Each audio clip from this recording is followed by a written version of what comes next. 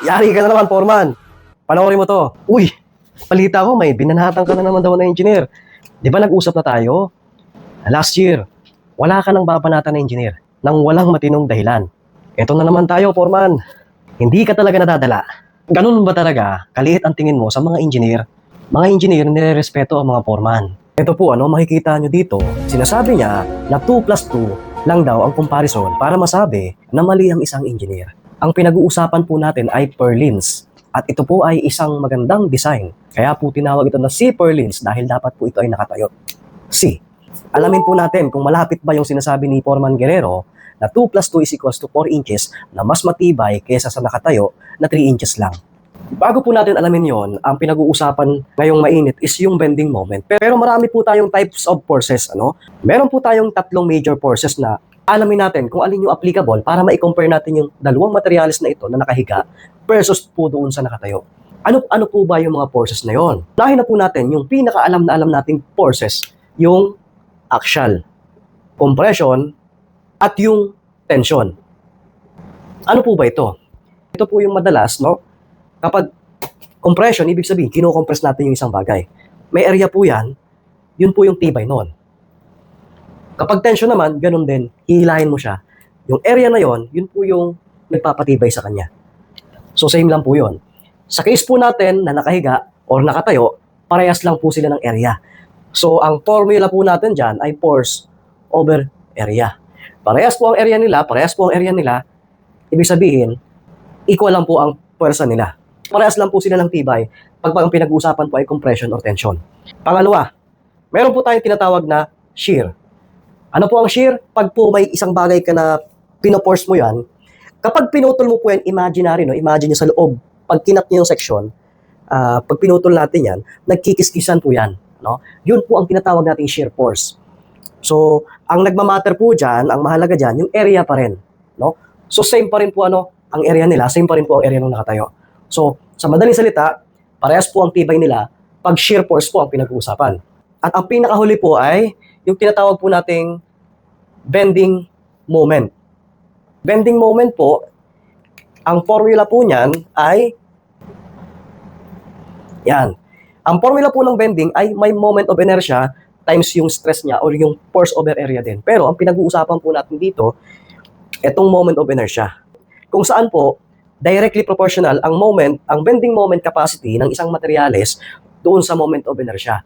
Ang moment of inertia ay directly proportional. Ibig sabihin po, kapag mas malaki ang moment of inertia mo, mas malaki po ang capacity ng isang bagay sa bending kapag mas malaki po ang moment of inertia mo.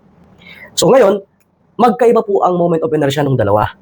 Dahil ang pinag-uusapan po dito ay yung distance ng area, yung distance po ng area ng mga yan doon sa neutral axis. Ngayon, alam mo na quality na kapag parehas ang area ng bagay, ang madalas nag-govern ay yung moment of inertia. Ang 2 plus 2 ba ni Foreman Guerrero ay parehas ba ng moment of inertia? At ang moment of inertia ng isang bagay, nagkakatalo-talo po yan, depende po sa layo nila sa neutral axis ng mga area na yon. Ano po ba ang neutral axis, mga quality? Kung timbang po ang pinag-uusapan, kung nababalansi ko to, yun po ang center of mass mo, pagtimbang. Pero ang pinag-uusapan po natin dito ay center of stiffness or center of rigidity. Pag sinabi po center of stiffness or rigidity, ibig sabihin, yung stiffness po ng isang bagay, kung paano po yung tibay niya nababalanse sa neutral axis. Kay Foreman Guerrero, ang example po niya, 3 inch, tapos 2 inch. Gawin po natin, i-convert po natin lahat sa millimeter. Sinakto na lang po natin na 75 mm, hindi na po natin sinama yung decimal. Same din po sa 2 inch, 50 mm na ang ginamit natin. Hindi na natin sinama yung 0.4. Okay, para mapabilis po tayo. Plus, nag-assume po tayo ng 1 mm kasi wala pong binigay na kapal si Foreman Guerrero. Mayroon din pong epekto ang 1 mm. Ibig sabihin po, kapag ang materialis mo, ang C-purlins mo ay mas makapal, mas mataas po ang moment of inertia niya. Mas mataas po ang capacity niya. Unahin po natin itong naka-vertical orientation. Ito po yung vertical orientation, ito po yung horizontal orientation. Ito yung gusto ni Foreman Guerrero na mas matibay daw kaysa sa nakatayo. Bago po yon, hinahati po natin yan para mas mapabilis po yung competition natin. So, hatiin natin to dito. So, meron tayong section 1. Meron tayong section 2. Mapapansin nyo, parehas yung nasa taas, parehas din po yung nasa baba. So, parehas natin itong gawing 2. So, may dalawang area tayo dito na magkakaiba. No, ito yung isa. Ito naman yung parehas to na nasa taas, di ba? Ito naman yung nakatayo. So, itong nakatayo, ang height po niya ay 75 minus 1 mm, yung kapal niya, 1 mm, yan po ay 73. Ang tibay po ay nakabase sa area ng bagay at yung distance niya or yung layo niya doon sa neutral axis.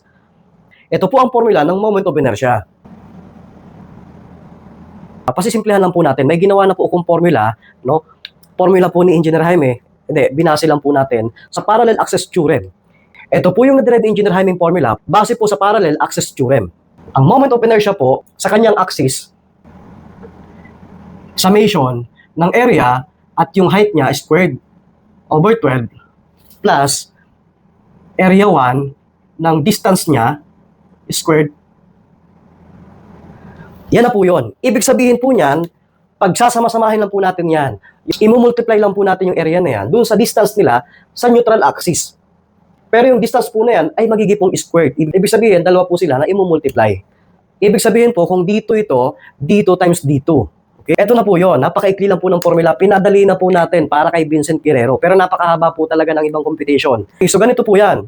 Isa-substitute lang po natin lahat. Ano? Sample itong area 1. Ito po yung 1 mo. Ito yung nakatayo. Ano? Yung nakatayo po is 73 times 1 mm po yung kapal, ano? Yan na po yung area niya. Lalagay lang po natin dito. At yung height 1 naman, yun po yung height nun na nakatayo. Kasi ito po yung axis mo, yung nakatayo, yun po yung height 1 mo. At i-square mo lang po yun, no? At ito namang area 1, ganun din. Kung ano po yung distance ng center ng area na yon sa neutral axis, ilalagay lang po natin dito. Pero sa case po na ito, isa, sa area 1, ay 0 po, ano? So ilalagay na po natin lahat ngayon.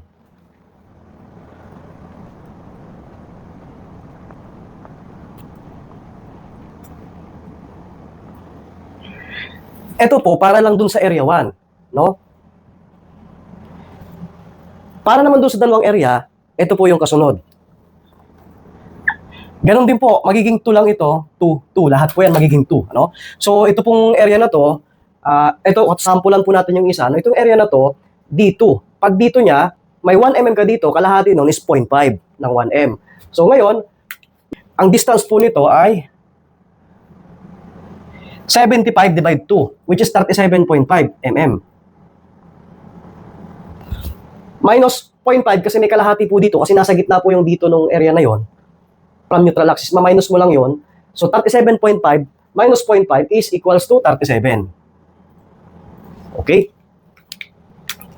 Ngayon, ipapalit na po natin ulit lahat dito. Ganon din po, ipagsasama-sama lang po natin katulad ng ginawa natin doon sa una.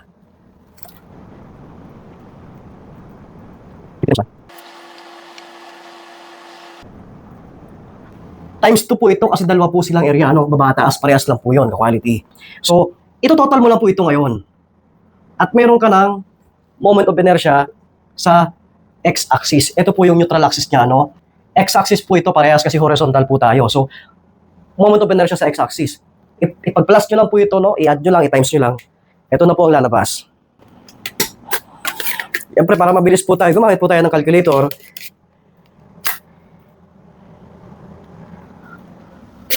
Okay, matagal na pong hindi nagagamit yung calculator. So, itong isa na to subukan natin. Okay, gumagana pa rin, no? So, 73 times 73 squared over 12 plus 73. 0 po ito, so wala na to, no? 0 na yan. I-plus po na to ngayon. Para dun sa dalawang area. Ang lalabas po ng moment of inertia ay 169,326.42 mm raised to 4 power po ang moment of inertia. Kasi area times distance times distance. Meron na po tayo dito. Sunod naman po ito. Ganon din po ang procedure ka-quality. Ipag-plus nyo lang po yung area, gamitin nyo yung formula ni Engineer Jaime. Ang formula po natin ka-quality, para lang po sa ganitong klaseng purlins. Ang iba pong shape, gumawa po kayo ng ibang formula. Again, gagamitin nyo lang po yung formula ni Engineer Jaime na summation ng area 1, height 1, yung plus area 1, D1, plus area 2, height 2 squared, and plus over 12 pa po yan, ano? Plus area 2, D2 squared. Ganun lang po ulit ka-quality. No? Pero ang pinagkaiba, dito po sa case natin, hahanapin pa po natin yung neutral axis niya kasi hindi po yan nakasentro. Hindi po katulad itong naka-vertical na eksakto po siya nakasenter. Kaya nga po 0 yung vertical distance nung nakatayong 3 inches. Ito naman po ngayon, kailangan po natin kunin yung neutral axis niya. Mahirap pong i-locate kasi hindi po yan sakto. Magkaiba po yung distribution ng force niya horizontally. Makikita nyo naman po, di ba? Mas lamang po dito kasi mas mabigat ito. Pero in terms of neutral axis, moment of inertia, mas malakas po yung mga malayo sa neutral axis. Paano makukuha ng mas mabilis yung neutral axis distance sa mga area na ito? May mabilis po akong solusyon. Pero ano po ba yung pinaka-formula niya? Ito po yung formula, no?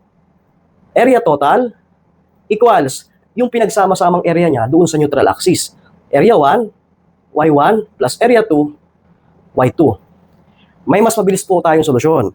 Gawin po natin, gamitin po natin yung D1. Ganito po yon. D1 plus 0.5. Yan po yung area 1. Magbabase po tayo dito. Ito po ang gagamitin nating reference point para makuha po natin yung center of mass or center of rigidity or center of stiffness sa ganitong materyales. Hindi po to center of mass, ano? Kasi iba po ang center of mass, sa timbang po yon. Ito naman, pero same concept po, center ng tibay, yun po yung neutral axis natin, no? Assume natin na perfectly fixed po itong pinag-usapan na purlins, ka-quality. Hatiin po natin ulit ito, ka-quality.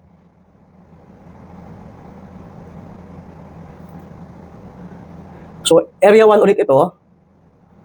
1, ito ulit yung 2. Ito yung 2 ulit, no? May mabilis po tayong pagkuha ng distance. Ginawa ko na po ito, ka-quality, ano? D1 plus 0.5 times yung total area natin, ito po yon, yung pinagsamang tatlo, no? So, 75 times 1 plus 2 times nung dalawa na yan, so 50 times 1. Equals po yan, ka-quality, doon po naman sa area 1, pinagsamang area 1 at area 2. Ito po yon, no? So, ito pong strip na to, itong area na to, doon mo ita-times, ano? Huwag natin masyado pa komplikaduhin. Basta ito na po yan, ka-quality. 75 times 1 times 0.5, para na rin po doon sa ibang engineer, no? Plus, dalawa na yan, 50 times 1 times, kalahati po yan, ano? 50 times 1 times 25, dalawa po yan, ano? Makukuha nyo na po ngayon yung D1. Pabibilisin na lang natin yung quality. Alam na po natin yan. Computein mo ngayon. Ang lalabas po dyan, ang D natin ay 14.162.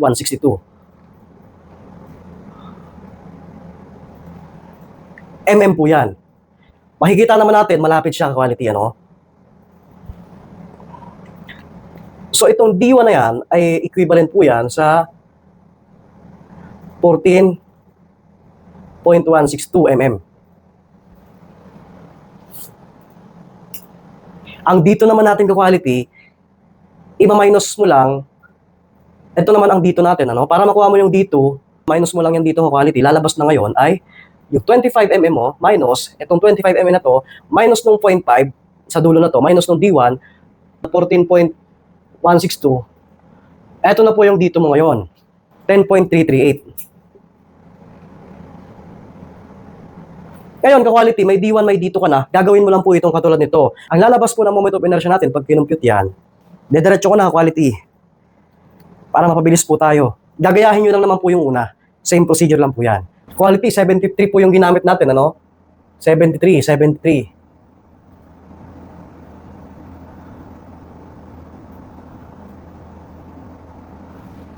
Pag sinabstitute na po natin itong D1 at D2 mo, ka-quality, lalabas po dyan ay 46,167.885 mm to the port. Nakikita nyo na, quality, mas mababa po ito kaysa dito. Pero gaano ba katibay itong nakatayo compared doon sa nakahiga? Ito lang po yan, ka-quality, i-divide lang po natin, ano?